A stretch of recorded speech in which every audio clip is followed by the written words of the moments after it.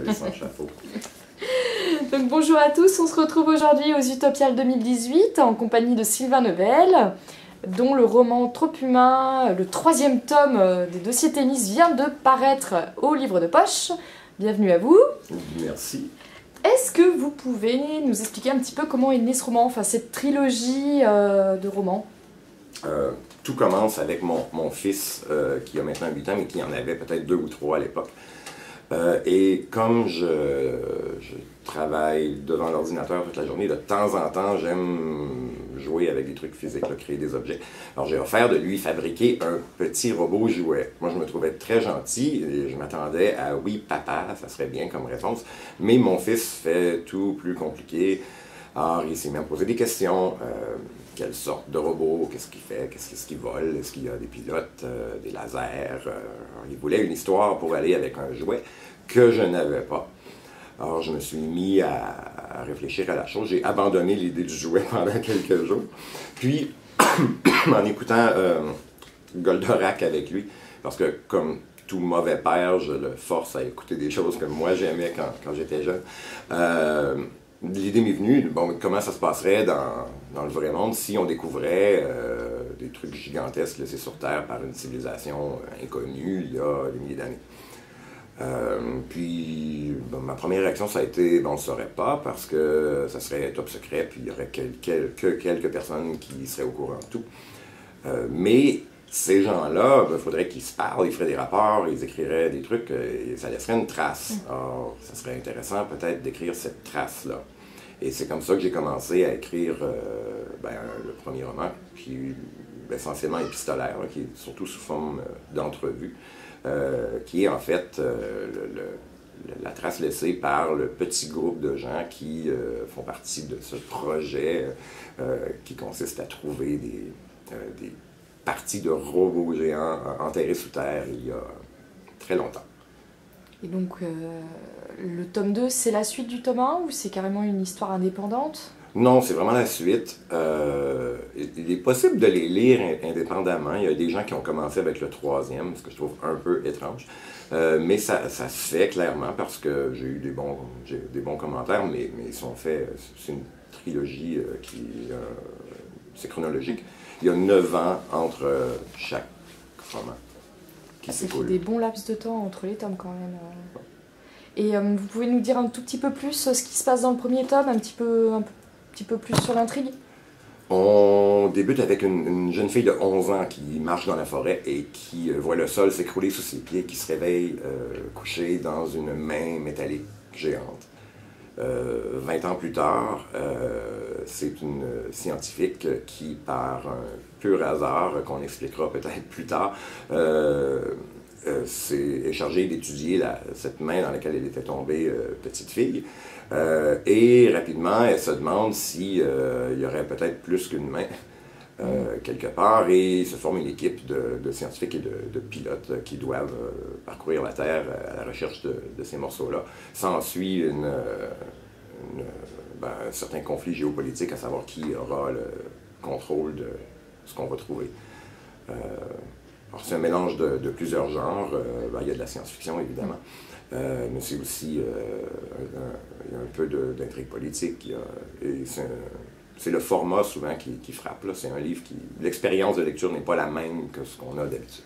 Voilà, ça me fait penser politique plus robot. Je suis en train de penser au Gundam. Enfin, au Gundam Seed d'ailleurs en particulier, mais bon, bref.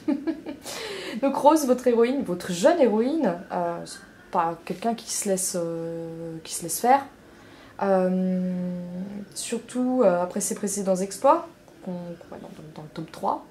Est-ce que vous pouvez nous dire quelques mots la concernant, pourquoi une héroïne aussi forte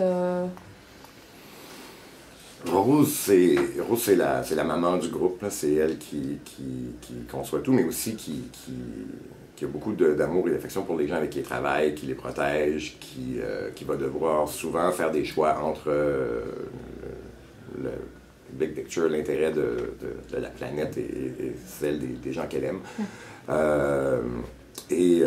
Lorsqu'on arrive au tome 3, c'est une des choses que je voulais explorer, là, les réduire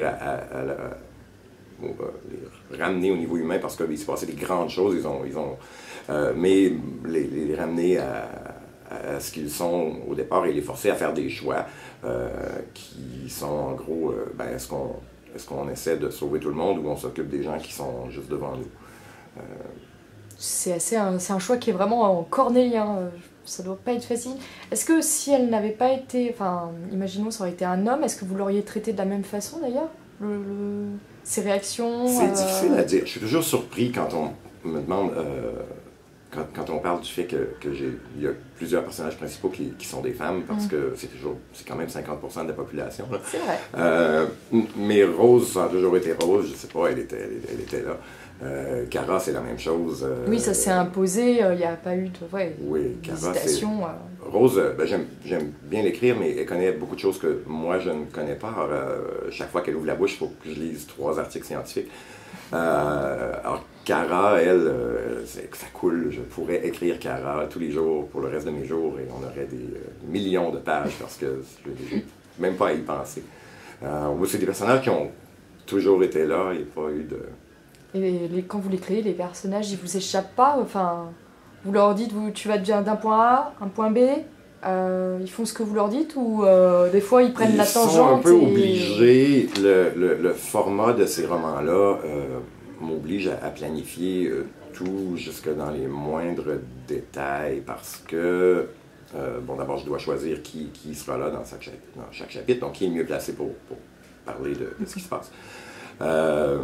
Est-ce que j'en parle avant? Est-ce que j'en parle après? Est-ce que j'en parle pas et que je laisse le lecteur deviner ce qui s'est passé? Est-ce qu'on traite uniquement des conséquences ou on se met dans l'action puis on le fait pendant que ça se passe? Et c'est toutes des décisions qui doivent être prises à chaque chapitre à l'avance pour avoir un tout qui est cohérent et qui a le rythme que je voulais. Alors, ils étaient un peu obligés de m'écouter. Oui, il n'y en a pas qui disparaissent en plein milieu par la force des choses, alors que normalement ils auraient dû se retrouver à la fin. Tout le monde reste là où ils ont été placés. Ils ont presque. Il y a eu quelques décisions difficiles qui ont été prises en cours de route, mais en général, c'est des livres qui ont été planifiés de façon très sérieuse. D'accord, vous êtes plutôt ce qu'on appelle un architecte alors, en écriture. Oui, en anglais, ils ont... Pantser ou planner? Je crois que nous c'est jardinier et architecte. Jardinier, architecte? Ouais, jardinier ou architecte. Jardinier, c'est... Il y a un point A et potentiellement on verra qui c'est qui arrive au bout. Non, je pense pas que j'irai jusque-là. Ce que j'écris en ce moment va demander un planning un peu moins serré. Alors, j'ai le début, je connais le point A et le point B, mais le chemin entre les deux peut être un peu plus sinueux. Mais c'est drôle parce que même avec quelque chose de planifié extrêmement serré, on arrive à se surprendre soi-même quand même, et puis la joie de découvrir ce qui se passe est quand même toujours là. D'accord. Et dans ce roman, dans cette trilogie, donc vous parlez de robots. Est-ce que c'est aussi une façon d'exprimer votre point de vue sur la question de la robotisation, sur l'arrivée petit à petit du transhumanisme dans notre société, ou c'est seulement un prétexte pour raconter une histoire? C'est un prétexte pour parler de nous. Hein. Le thème qui revient à travers toute la série, c'est surtout l'identité. Qu'est-ce que ça veut dire d'être humain? Qu'est-ce que ça veut dire d'être moi et pas toi? Qu'est-ce que ça veut dire faire partie d'un groupe? C'est toujours une excuse pour parler de nous. Et aussi une excuse pour faire des jouets pour mon fils. Ah, donc, et d'ailleurs, pour les sources d'inspiration, seulement Goldorak ou d'autres robots sont venus se glisser par là? Je pense à Evangelion peut-être ou... Il y a un personnage qui s'appelle Eva, qui, elle le dit d'ailleurs, qu'elle est nommée, qu'elle s'appelle Eva à cause d'Evangelion. Mais j'avoue que surtout quand je lis le premier, là, je vois beaucoup d'influences de trucs qui ne sont pas nécessairement de la science-fiction. Toute la partie géopolitique, je vois Tom Clancy à la poursuite d'Octobre Rouge. Je suis peut-être le seul à voir ça, mais quand je relis le premier, je me rends compte à quel point il y a ça dedans. Michael Crichton, c'est probablement, au niveau littéraire, ma plus grande influence. Je fais des trucs qui sont là pour être amusant et divertir, avec beaucoup de science parce que j'aime ça, puis j'en mange. Alors, moins d'influence de robots qu'on pourrait le croire. D'accord, et finalement plus de politique, enfin Ouais. ouais, d'intrigue liée à ça. Et sur c'est de la science-fiction, ça vous permet d'aborder des thématiques que vous n'auriez pas abordées autrement, d'écrire de la science-fiction ou... Historiquement, bon, on a le rôle typique qu'on assigne à la science-fiction, c'est de parler de choses pour essayer de faire avancer la société. Je ne sais pas si j'y crois tant que ça. Je crois qu'on est plus un symptôme d'un mouvement de quelque chose qui existe déjà que des instigateurs. Je pense aussi que dans le monde dans lequel on vit, la métaphore de la façon dont la science-fiction l'a toujours faite, pas toujours nécessaire ou utile. Là. On va montrer des hommes bleus, puis comment ils sont maltraités pour ensuite qu'on puisse avoir une discussion sur la société. Ben, c'est un peu, ça devient un peu évident comme métaphore. Quand j'ai à parler de causes qui me tiennent à cœur ou de situations sociales, je le fais en général de façon assez directe. Il faut dire que mes livres se passent ici, maintenant. Alors, ça permet... Et là, le robot, c'est un robot, on va dire, outil ou... Enfin, en tout cas, qui est déjà en plusieurs morceaux, qui va être construit, en tout cas tenté. Mais c'était un robot... Enfin... On découvre assez rapidement que c'est une arme. Mais c'est pas... Ouais, vous allez le traiter comme une arme, vous ne traitez pas le robot comme un être pensant, finalement. Ben, techniquement, il ne l'est pas. Ceci dit, on a une tendance à anthropomorphiser à peu près tout, surtout quelque chose qui est anthropomorphique. Alors, on finit par s'attacher au robot lui-même. Les personnages s'y attachent, ils lui prêtent une certaine conscience, mais elle n'a pas, comme dans Évangélion, l'âme de la maman du pilote. Oh là oui, mais ouais. Bon, Évangélion, c'est quand même une version lourd, un petit peu spéciale. Oh, ça aurait pu après être comme, je pense à iRobot, les robots qui commencent à penser par eux-mêmes.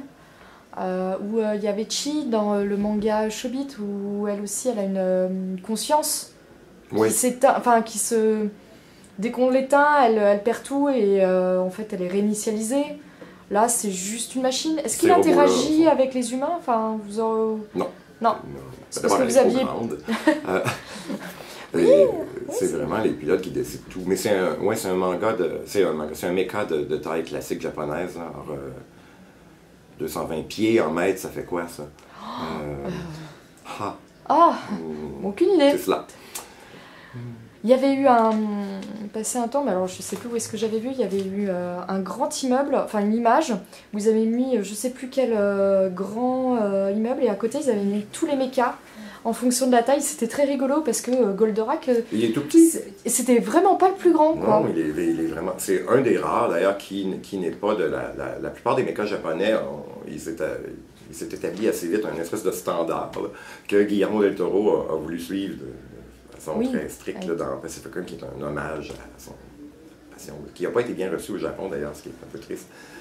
Chouette, mais Goldorak et le premier Mazinger, Z, ils sont tout petits comparés au... Et le vôtre par rapport à Goldorak alors il est beaucoup plus grand. Ah. Ouais. D'accord. Et il a des super pouvoirs? Enfin... ils ont, parce qu'il finit par en avoir plusieurs, ils ont des pouvoirs, ils ont des armes qui sont assez puissantes. Ils ont aussi les limitations qui viennent avec être une machine géante, grande comme un gratte-ciel qui pèse des milliers de tonnes. Ils ne peuvent pas aller partout, ils s'enfargent. Finalement, c'est pas un peu jouer avec le feu que de reconstruire un robot qui en plus est une arme? Un robot géant, là, soyons francs, c'est une excuse intéressante pour faire des histoires, mais comme machine, ça n'est d'aucune utilité. Il n'y a aucune circonstance dans laquelle le meilleur truc qu'on pourrait avoir, c'est un robot géant qui n'aura jamais de sol assez stable pour marcher ou qui va tout détruire sur son passage. Mais ça permet d'avoir... En fait, on apprend rapidement que... On se rend compte que le rôle principal de ces robots-là, dans ce cas-ci, c'est d'intimider. Pour possiblement, idéalement, ne pas avoir à s'en servir. Et finalement, quand vous avez créé les robots, enfin, vous les faites agir, vous avez cherché à être réaliste ou pas du tout? Oui. Oui, c'est une des choses que j'aime.